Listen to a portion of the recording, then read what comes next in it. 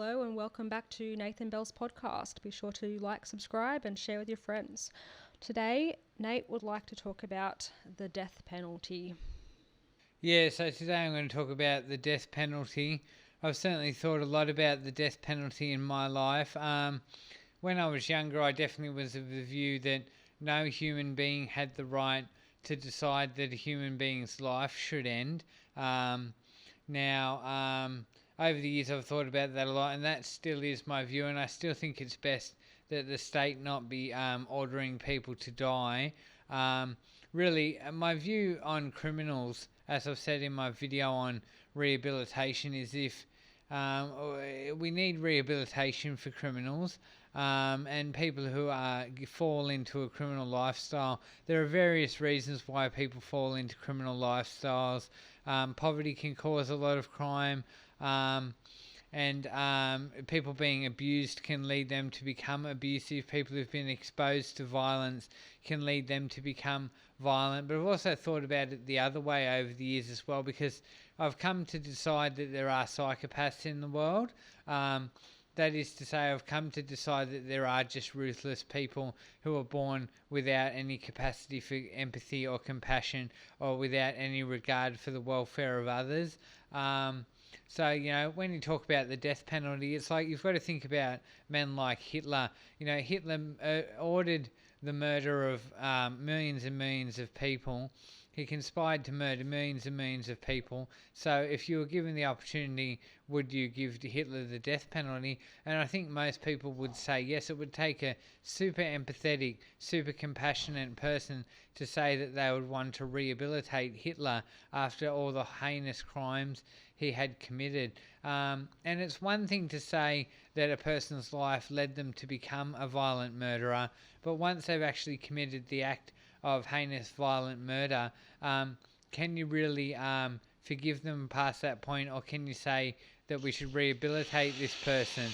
I tend to think most people in a better world, in a world where most people had financial security and where there wasn't abuse and where there wasn't violence, I tend to think most of humanity would be pretty friendly. So my answer to crime is to build a friendly world with a friendly culture where people are compassionate and loving, and for society to promote values of compassion and love. Then I think most people who turn out to be violent criminals, in a world where there was more compassion and love, most of those people would have turned out to be compassionate, loving people.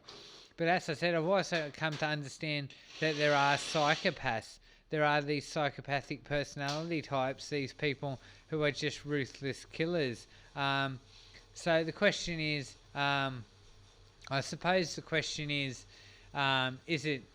it's also about revenge with the death penalty, and I'm not big on revenge, because I think revenge just continues the cycle of violence. So it's to say, this person killed 10 people, so we're going to kill them. And it's just an ongoing continuation of the cycle of violence, and it doesn't actually do anything to stop violence in the community. It doesn't actually stop violence in the community. It just continues the cycle of violence. So I don't think revenge is the answer.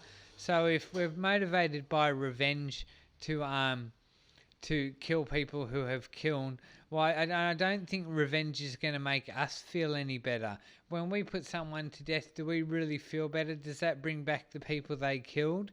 The other thing I'm aware of is many of these guys who are on death row in America, where they still do this, in the States where they still put people to death, many of these guys who are on death row, some of them remain very psychopathic for the duration that they're waiting to be put to death, but some of them actually come around and find great love and compassion and empathy, and they actually really regret what they had done which landed them on death row. So the question is, if a person who has killed, say, 10 people, or was abusing children, comes around in prison and realizes how terrible they were and repents, I suppose, if you want to take the Christian view of it, and wants to be a better person, should we help them be a better person through rehabilitation, or have they already done too much damage in the world to be forgiven? And I tend to think no matter how heinous the crime,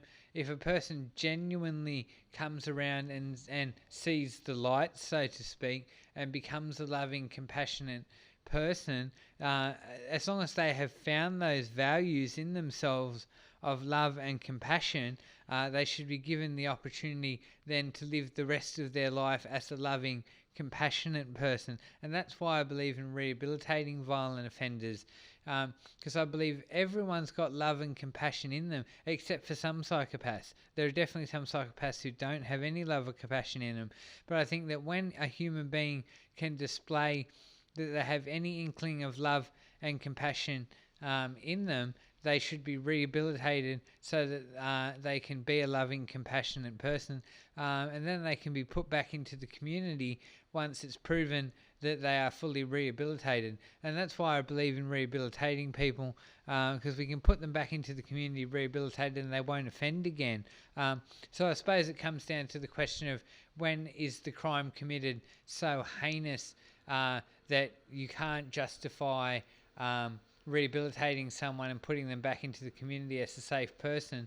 When is the crime so heinous that they either have to be left in prison for the duration of their life or put to death? But wherever possible, even with violent offenders and even with pedophiles, I believe in rehabilitating people, because if a person has the capacity for love and compassion and empathy, then they should be supported to find that within themselves so that they can be a good person. I try to value each human life, even psychopathic serial killers. I try to think, under what circumstances would you have not done these things? In what circumstances would you have been a good person and a good functioning member of the community?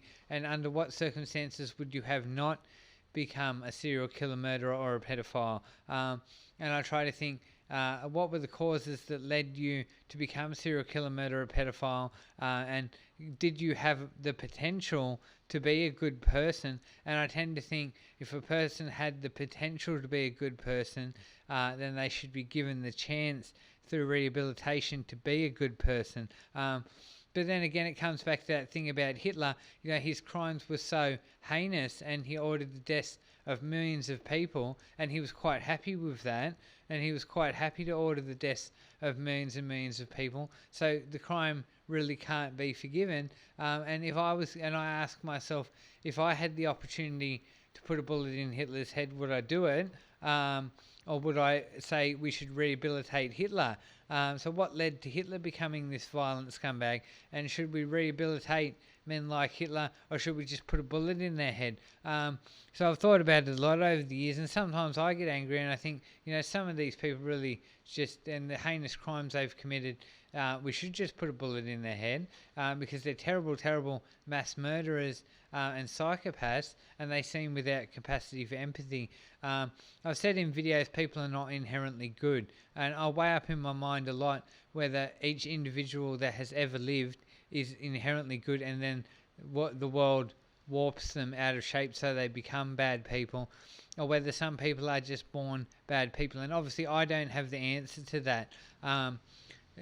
We might say that if there are such a thing as genuine psychopaths, people who are born without any capacity for love or empathy or any good in them, whatever good is, I actually think good is quite a subjective term, perhaps those people should be locked up for the rest of their lives, and perhaps if they commit heinous enough crimes, they should be put to death. But really, I also think it's bad when the state has the authority to put people to death, because often states and governments just work very rigidly with very snap decisions that are calculated based off biased perspectives and often states don't operate in a humanist way, and I'm a big humanist, and often the state doesn't take the humanist perspective, and I would prefer people take the humanist perspective of compassion and rehabilitation. So I don't really think it's a good decision to give anyone the authority to say that this person should be put to death. I think we should leave it that nobody has that authority. Nobody has the authority to decide that another person should die. Because otherwise you come back to this vigilante justice stuff and you get these vigilante guys who are saying, well, if the government can put people to death, then I can walk out in the street and shoot a pedophile in the head. So if the government has the authority to put the pedophile to death, why can't I make that decision and go and shoot the pedophile myself? And then you get back to this vigilante justice thing, and then all hell breaks loose and society just becomes absolute chaos. So really we need to keep a precedent that nobody has the right to decide that another person can justifiably be killed. But anyway, there's some thoughts on the death penalty. Really, I think we're better off not having the death penalty and just locking people up, or better off rehabilitating people. So drop a comment in the comment section about what you think about the death penalty.